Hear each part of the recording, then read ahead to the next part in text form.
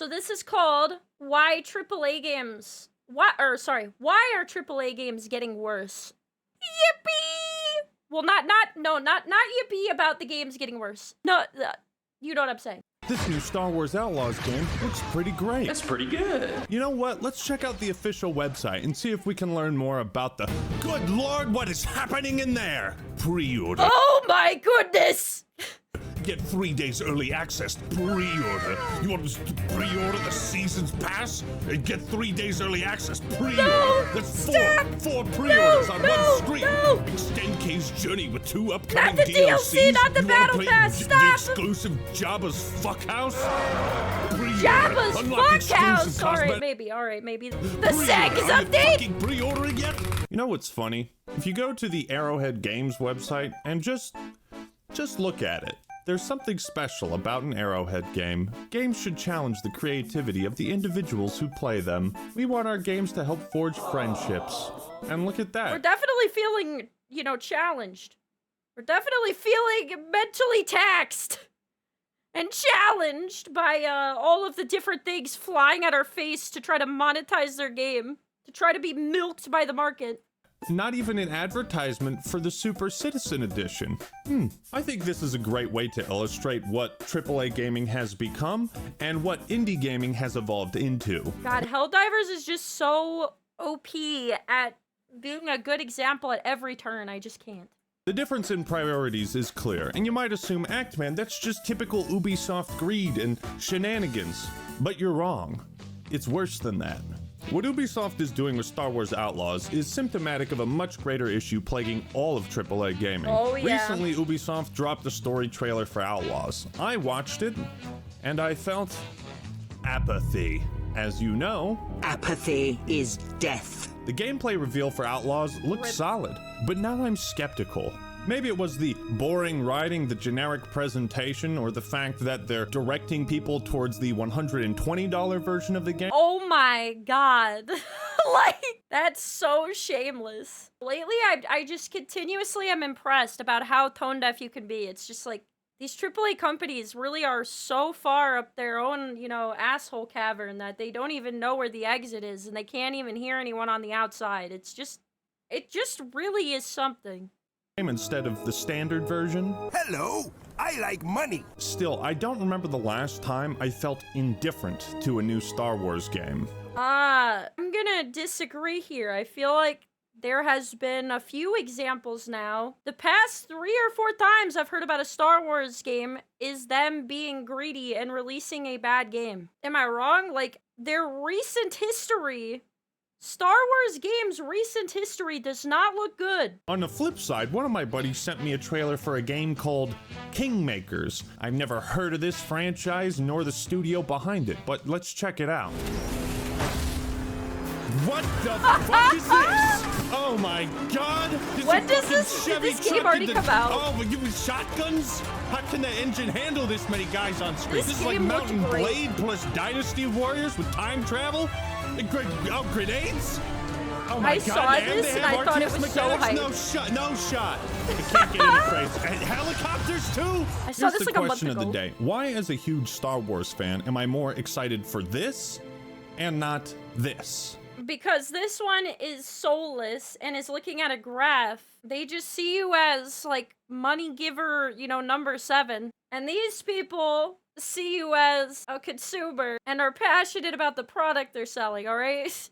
Well, the answer is obvious. It's Ubisoft. But like I said, AAA gaming has been in decline for some time. Meanwhile, indie games have become a spawning pool for creativity and imagination. Smells you may like have seen the corporate plethora corruption. of AAA gaming is dead videos spring up on YouTube. Well, AAA gaming didn't just die. It was murdered. If you got that reference, welcome back to 2017 YouTube. Clearly, I'm not the only one who the reference. I'm sorry, chat. has felt disillusioned and apathetic towards recent AAA titles. But a lot of people focus on how AAA games have gotten worse. They highlight the obvious: excessive monetization, unfinished products being released. I can't masturbate to this character. And while these are all issues worth pointing out, we need to understand why these things are happening. the bigger picture. You see, the reality is AAA games have become far too safe, formulaic, predictable, and just unexciting. Perhaps it's because they also never adapt themselves at all. I don't know if that's just something I also haven't heard mentioned. It's just like they operate like they are frozen in time with whatever made them succeed last a lot of the times. It's like, oh, this worked in 2007?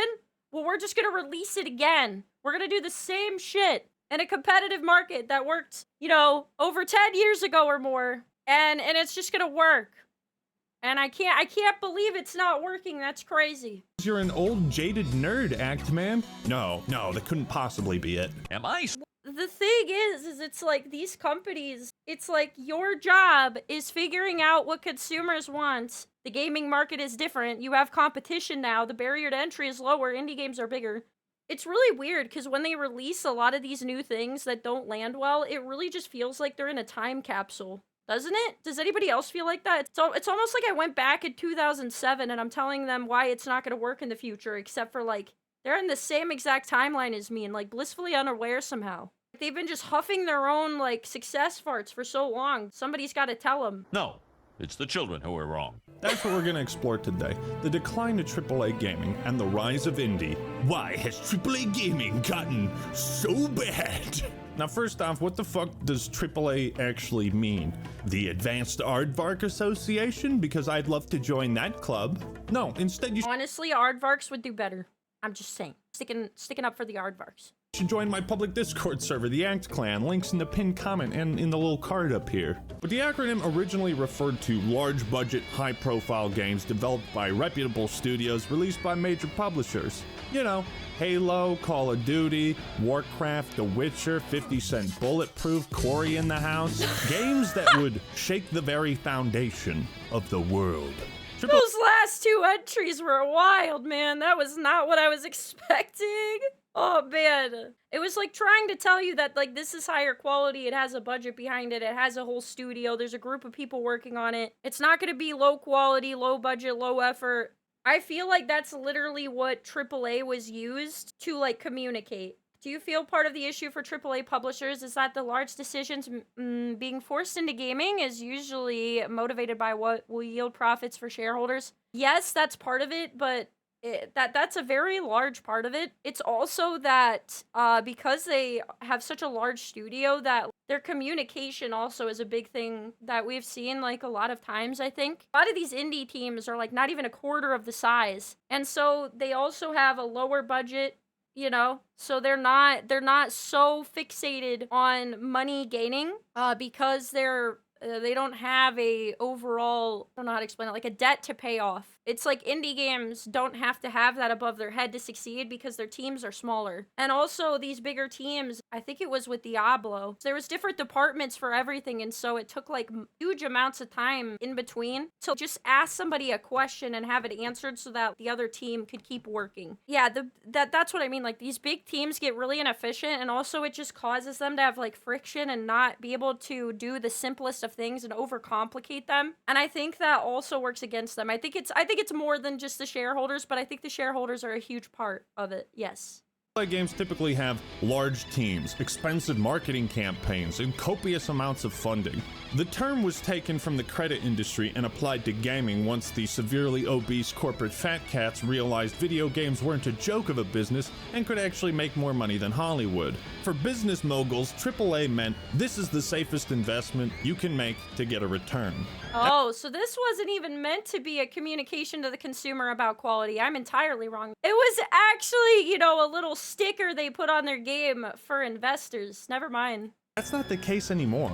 Today, AAA mostly indicates the aspirations and cost of a game, not how safe an investment it is. From the 80s to the 2000s, there weren't many games that were commercial failures. It was mostly like failed consoles. And that's a good video to watch. But since the 2010s, as AAA gaming budgets have grown exponentially, we've seen some big-ass flops. Yeah. Marvel's Avengers, Suicide Squad, Anthem, Redfall, Aliens, Colonial God. Marines. And in the last 7 or so years, years, it also seems like many popular franchises have released what fans consider to be the worst entry in said franchise. Yep. Fallout 76, Like slop. Battlefield 2042, Mass Effect Andromeda. Oh my Maybe God. this is all just a coincidence. But as No. one trained in the Force, you know that true coincidences are rare. So what gives? Why have things changed? Well, one of the driving factors behind the decline of AAA games is they've gotten too big. The pants do not fit anymore. For reference,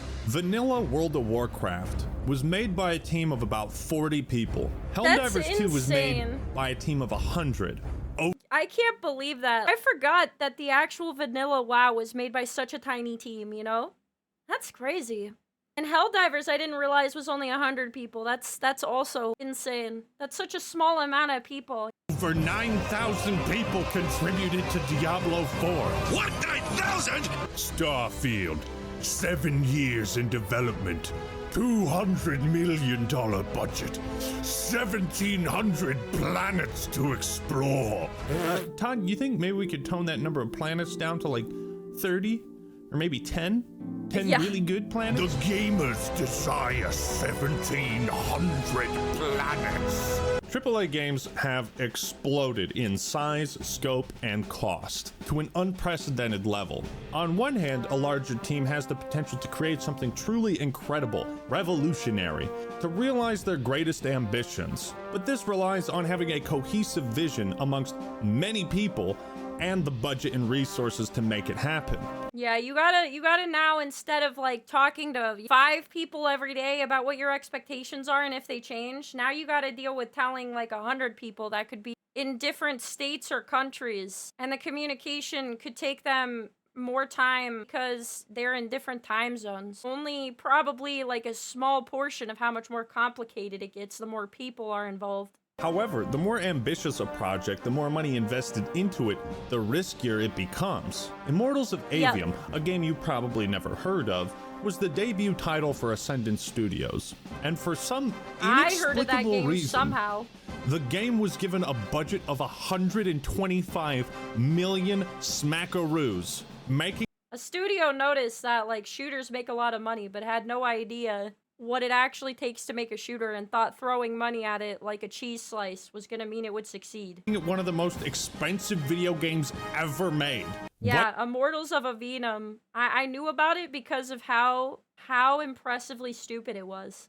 I joked about this like last year, but we really need a game awards, but for like colossally shitty games. What the fuck?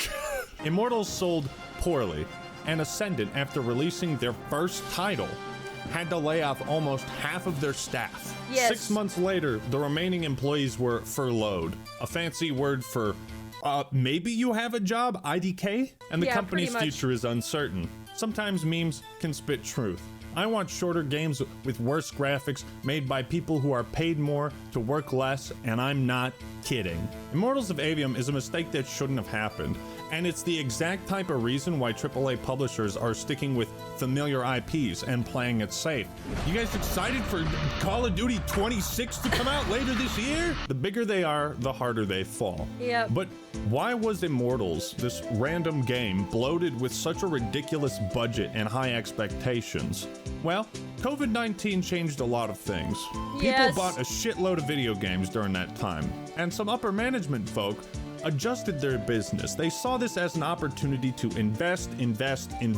So they Yeah, and then as soon as that started being on the decline, it was like, oh my god. They hired like 8 times the amount of people and they fired 9 times the amount of people. expanded operations, hired more employees, but of course, the video game sales caused by the pandemic didn't last. Yep. And we're now seeing the fallout of that overexpansion.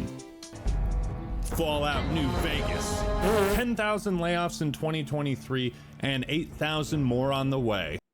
Over 30 studios were shut down, several games Yeah. canceled. The hubris from corporate overlords has uprooted this industry in such terrible ways. Overloading teams with talented employees and a shit zillion dollars isn't some magical recipe for success. In fact, it puts the studio in a much more dire, stressful position, because if the game doesn't sell well, they're fucked.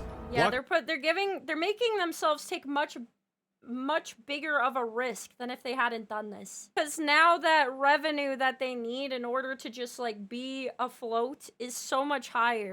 Blockbuster game development costs are out of control. According to a study by the CMA, a single AAA game could have development costs between $90 to $180 million, plus $50 to $150 million for marketing. Jesus. That Suicide Squad game that 200 people are playing probably had an inflated budget. Holy crap. That's a lot of buckaroonies down the toilet. This is clearly unsustainable. It's like every major AAA game is some massive live or die gamble. Naturally, companies want to mitigate and avoid all the risk they can. So, again, they rely on established IPs and stick with what's familiar. And most of all, freaking milk the ever-loving crap out of franchises that have nostalgia. They're just trying to milk every single drop out of like a franchise they once succeeded with and never try anything new. Ugh. So gross. Safe. So wait a minute, Ackman. You're telling me AAA games have become a greater risk, but also safer? That's a paradox, John. Think about it this way. Yeah, because they gotta appeal to everyone. The bigger the budget, the more employees working on a game, the more copies it needs to sell. Yep. Therefore, it has to appeal to a lower common denominator. They have to simplify and dumb down something. They cannot take risks or experiment. They have to stick with what has proven to work. This is a huge reason why indie games such as Helldivers 2, Hades, Lethal Company are so much better at innovating on a popular formula or giving us something brand new. Which would you rather play, Back 4 Blood or Deep Rock Galactic? I better see some fucking rock and stone in the comments. I haven't played Deep Rock Galactic, and I don't know if it's my type of game, but I've heard nothing but good things about this game. Anybody who's mentioned it to me, it's never been in a bad way. That's the thing. Back 4 Blood is a cheap imitation of what inspired it, while Deep Rock Galactic is a unique twist on the whole four dumbasses trying to accomplish something co-op game. Deep Rock is brimming with charm, style, and this is gonna sound cheesy as fuck, but you can feel the love that went into it. Yeah, you feel like somebody with a soul was working on it, and, you know, like, maybe the point of coming out with a game was because they were passionate about, you know, what they made, and they weren't just looking at a bar graph. Can't say the same with Back 4 Blood. What are some other examples that illustrate how games have gotten safe? Well, let me ask you this. Did you think for 1 millisecond that the Modern Warfare 3 remake was going to do the no Russian scene justice? Did you think it was gonna be as shocking, if not more so? No! You terrorist. No! You look like one. What was that? As somebody with no context about what this is originally supposed to look like, you look like one. Door open. What? I feel like ChatGPT wrote that. I would be so confused if I was playing this game. Woo! Oh, give the writers a raise. Of course not. Like, even Call of Duty feels like it's been sterilized, but of course there's some exceptions with like Cold War. I mean, that game took some serious risks with its campaign and story, and it paid off. Gamers love being surprised. We love being thrown for a loop, because it's so hard to do now in the age of the internet and with all these leaks and everything. This is why Helldivers 2's live service is retaining so many players, because there haven't been any roadmaps going into excruciating detail about what to expect. It's why the redemption of No Man's Sky hit so hard, because Sean and Hello Games just went into hibernation and came out when they had something to show people. You could tell that also they listened to like what people were complaining about. Like there was a whole thing about how he sorted every person who gave criticism. He read them all. He even like sorted them in like different categories on his computer to read them all over. When I say safe, I'm not just talking about the lack of innovation with game design, but also the writing. AAA franchises that used to go really hard with the dialogue now feel tame, like they're pulling punches. I'm not a huge expert on Fallout, so Fallout fans, please correct me in the comments if I'm wrong. But there is a massive difference between Bethesda's Fallout games and the other Fallout games. Vegas, you can literally sell drugs to children. Like that's a real choice you have in the game. You can be an absolute maniac. You can shake down a guy for caps and he'll say, well, you've taken everything but the clothes off my back. And then you can say, actually, give me your fucking clothes too. You know Oh what my god. For some reason, I just can't picture these That's types very of things hardcore. being in a new Fallout game. Oh man, we can't advertise, you know, we can't have the pizza advertisement on that one. That's too controversial. We gotta tone that down. KOTOR 2 is also a fantastic example because I doubt we'll ever see a Star Wars game that takes the franchise in such a bold direction. KOTOR 2 is a Star Wars game where the main villain wants to kill the Force, destroy the Force, like remove it from the universe, destroy the concept of Sith and Jedi completely. There's no way in Nar Shaddaa we'd ever witness a Star Wars game that delves into that sort of thing. Yeah, According to probably not. Obsidian, Chris Avalon, one of the main writers for New Vegas and KOTOR 2, Obsidian made multiple proposals to develop spin-offs for Fallout and the Elder Scrolls, all of which were turned down by Bethesda. And while we can only imagine the reason why, perhaps it was too risky in their eyes. Here's another example. I can Halo imagine Wars 2. the reason had to do with Console money. RTS, pretty niche, but its expansion, Awakening the Nightmare, You know, I was could be the wrong, I'm first not a time genius, in a but- decade we saw the Flood in a pretty Halo confident. game. Why haven't the Flood appeared in the main series? Don't want to risk lowering the sales with an M rating, right? M-rated games don't sell too great, do they? Speaking of Rockstar, Rip. God, this industry pisses me off sometimes. LA Noire 2, where is it? Bully 2? And you might think, well, isn't that hypocritical, Ackman? You were just complaining about these companies sticking to established IPs. But both of these franchises only have one game. And that's kind of my point. Instead of making one, $400 million game, why not cut a chunk of that out and develop multiple AA games? What if they took one of these $150 million AAA budgets and made a couple of $20 million bets with them, right? And just funded a bunch of projects, and the risk is much smaller. And I think that would be very good for the industry. And I wish AAA would take more risks like that with smaller teams. Then you would get that cohesion. You would get that sort of singular vision, I think, and stronger creativity out of it. I at least understand this for Rockstar because their games are so overhyped. If they released a sequel that you thought was a 9 out of 10, that would feel disappointing. A bunch of Halo spin-offs were also pitched to leadership at 343, including an ODST-themed game similar to Helldivers 2. Imagine what could have been. I guess I just don't understand why the corporate side of game development treats every title like it has to be an all-in bet. Do you see what I'm getting at? So many of our favorite franchises that we grew to love because of how bold they were are now playing it safe. And that's why indie and AA gaming is thriving right now, because they can take risks. They're not obsessing over how many people are gonna buy the game. The developers of Palworld were like, well, I hope this doesn't make us go bankrupt. Indie studios are operating at the level that AAA used to.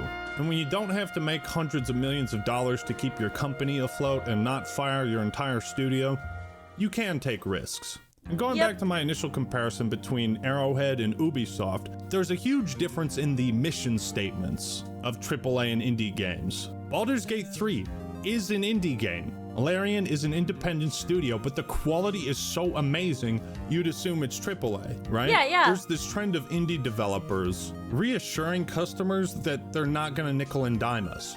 No, there are no in-game purchases in our game. We believe in providing a complete and immersive gaming experience without the need for additional purchases. I feel like it'd be very good if AAA games did this. My only concern is that it really depends if they still have the same heart and soul that they did when they originally made the games that they do. 'Cause I feel like the other issue is the intent. I do think that a lot of these companies do have too big of a scope, and shrinking it down to a AA size is very good, but like my other weird fear is that they would just drop development for their games. If their intent the entire time is the nickel and diming of people, then it's just going to result in us having shorter bite-sized games that we eat through that just get dropped support, kind of like with the Disney and anime, where it's like they chew them up and spit them out. When these companies weren't too big, they dreamed of having a fish tank. They tried to make a couple pebbles, and then they ended up with the whole fish tank being filled with them, right? Instead, they're like, we're only going to give you a couple pebbles, and that's all the content we're willing to make, unless you give us more money. like fast food games, like where they're meant to be something that doesn't last long at all, doesn't have follow-ups, doesn't have support, is good, but if it doesn't meet some type of marker they're looking for with investors, they just dump it. Like, that's my other worry. Larian is an independent studio, but the quality is so amazing, you'd assume it's AAA, right? There's this trend of indie developers reassuring customers that they're not gonna nickel and dime us. No, there are no in-game purchases in our game. We believe in providing a complete and immersive gaming experience without the need for additional purchases. Vermintide 2 is one of the only games to do loot boxes right, because they didn't sell them. At the height of the loot box craze, no less. Helldivers 2 doesn't let you pay for tiers in the Freedom Passes. Indie developers can afford to be more player-friendly because they don't have these investors hanging over their heads and these massive budgets. You might think all these egregious I would have to see it. I would have to see it to believe it. Because yes, the shareholder thing is 100% true, and they are a lot more beholden to them. Nothing can make me believe without seeing it that Blizzard would make a AA game and not try to nickel and dime you. That's the issue. It's like, I've heard these people speak. All right, not the shareholders, the people in the company. I've heard them talk. I've heard how out of touch they are. The only issue with this is acting like they're a victim of shareholders and that they weren't greedy. And a lot of these companies are so greedy. Transactions is just pure corporate greed, and there's a good chance some of it is, but it's also a safeguard, like a necessity. And I think the solution is just to make games smaller, dude. Now, a really shitty byproduct of this risk-averse mentality is that a lot of these publishers are looking for a quick buck. Yep. They want to Okay, I'm glad. Okay. I am relieved that he also is worried about the same thing, like in the same sentence. make easy money. So what do? Bingo! Flood the market with shitty remasters. Boy, there's been an abundance of these lately. The Last of Us 1 on PC, GTA Trilogy. Oh shit. Here we go again. Oh god. Hell, even Dark Souls Remastered sucked major ass. And don't even get me started on the fucking Battlefront collection. Did you know that at one point Warcraft 3 Reforged had like 3 people working on it? Like one guy was supposed to remake all of the cutscenes. Wow. And this is so perplexing. These studios dump 10 figures into a new game but can't even hire 10 people to make a decent remaster. Yeah, it's because they are greedy, you know? Transseed, thank you for the follow. It's like you could put cat ears on a rat, but it's still a fucking rat. It's like there's no middle ground. It's either no budget or dump the bank account. Meanwhile, Lethal Company, made by one guy. Now, because studios are investing so much, they tend to interfere with the creative process to insane degrees. They see trends that are making money elsewhere, and they think, well, let's just throw that into our game. I'm funding this. What I say goes. Redfall lost 70% of its arcane staff during development, struggled the whole way. Development of Redfall began in 2018 as parent ZeniMax was quietly looking to sell itself and was encouraging its studios to create games as a service projects like Overwatch. Microtransactions were intensely encouraged. However, the problems in trying to develop Redfall surfaced early. Firstly, management kept offering conflicting visions of what the game would and should be, resulting in developer confusion about what they were creating. How to reconcile single-player and multiplayer within an Arcane game was never really resolved either. Secondly, Arcane employed— I don't know, just look at these 5 other companies that are making money. Do that, but like make it not look like it's copied. Copy their answers, but make it look like your own or something. Figure it out, you know? Fewer than 100 people, which had been enough to make a single-player game, but was not a healthy number for developing a large multiplayer game with microtransactions. But I don't want to hire more than 100 people. That's more people I gotta pay money. I want to make money, not spend money. To manage. Outsourcing work to other studios was reportedly not enough to alleviate the strain. As a result of plummeting morale and lack of direction, veteran employees left the company in droves, with about 70% of the staff ultimately leaving Arcane. Redfall is not the only story of its kind. You can look at most AAA flops or AAA games that severely disappointed, and you'll find something similar. Management interfered. Management wanted this. I imagine they feel they have to micromanage these things, again because of the investment. Sometimes with AAA games, it feels like there's too many cooks in the kitchen, and Gordon Ramsay is pissed. What are you?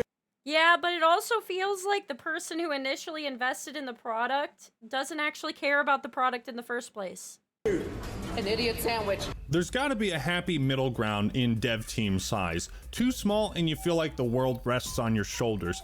Too big and you feel like you have zero agency and influence. These big I feel like this is totally true. dev teams, especially when they're spread out against multiple studios across the country, can sometimes have very inefficient communication, bureaucracy. Next Battlefield has the largest development team so far. 1 year later, former DICE dev says 2042 never stood much chance being great at launch. There's a video by Timothy Kane, the creator of the original Fallout, about game development caution. And he talks about how certain things in game development now that could be fixed in 45 minutes now take 4 weeks. When we're making the Outer World. This was what I was talking about earlier. When games get big, it takes like forever just to ask a simple question. That was from this video. The combat AI wasn't really in yet, so I asked for a very simple combat aggression code to be added. This is how simple it was. Every time an NPC got shot, they would see if that person was on the list of someone who'd shot them. If they weren't, they'd add them to the list with the amount of damage they just took. If they were already on the list, they'd just add the amount of damage they took. Whenever they're deciding who to attack, they attack the person at the top of the list. That's it. That's all I wanted. The programmer who it got signed to came to me and said, I need 4 weeks. And I'm like, why? Walk me through what you're going to do. And he goes, you don't understand. And I was like, I've coded this 3 times.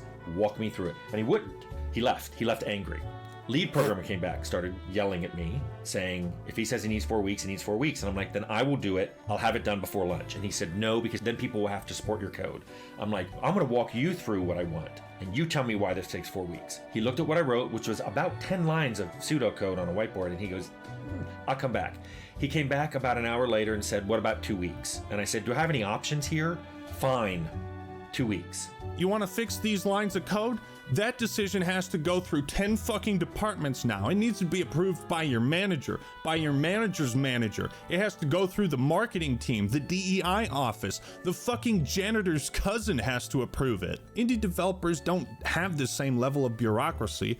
I imagine if there's a problem with the code, you could just walk over to the cubicle of Jimbo and ask him about it. Yeah, Jimbo's without the fucking like HR department breathing down your neck. 5 footsteps Then you also away. have to We make could just games that can ask be him. released in China. You need that China money. It has to hit certain quotas and scores on diversity, equity, and inclusion to secure funding, and the game needs to have microtransactions for this consistent revenue source, a live service business model, so that makes the investors happy.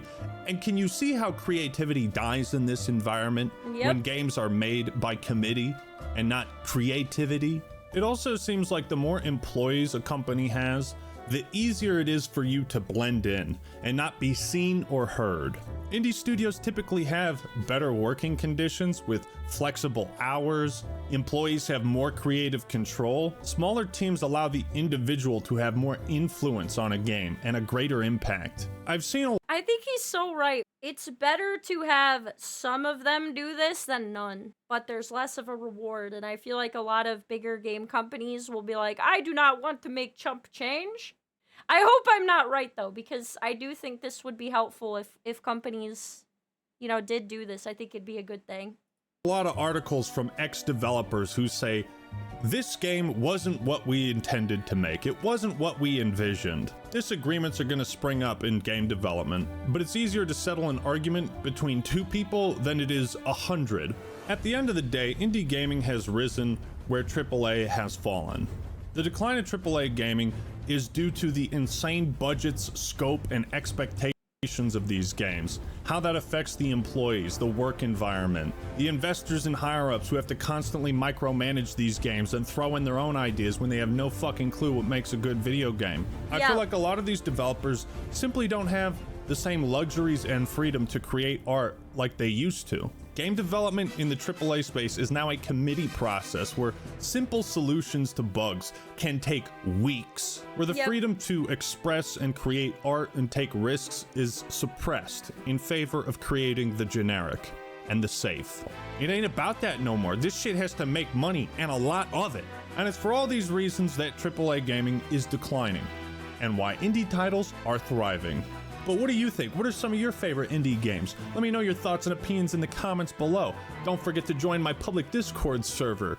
Links in the pinned comment and the description. Thank you all for watching. Hope you enjoyed the video. Leave a like if you did and subscribe to The Act Man for more awesome content. Alright everyone, that's all I got for today. This is The Act Man signing out. Peace! That was a really good video. I liked it. This was great. But yes, no matter what, indie games are like thriving right now, which is a huge win. Mooah, mooah, mooah, mooah, mooah, mooah.